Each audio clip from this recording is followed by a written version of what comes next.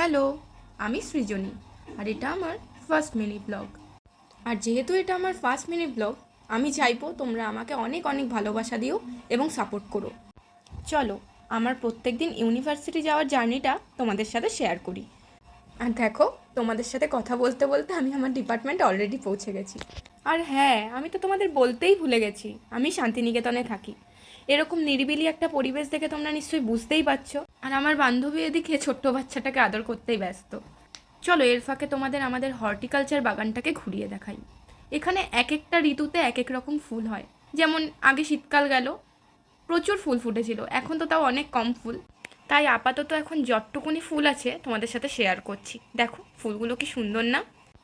চলো আমাদের ভবনটা একটুখানি ঘুরিয়ে দেখাই। আর যেহেতু এটা রবীন্দ্রনাথ ঠাকুরের জায়গা, তোমরা বুঝতেই পারছো দেখে এখানে কোনো ফর্মাল ক্লাসরুম নেই। আমরা এই ওপেন এয়ারগুলিতেই ক্লাস করি।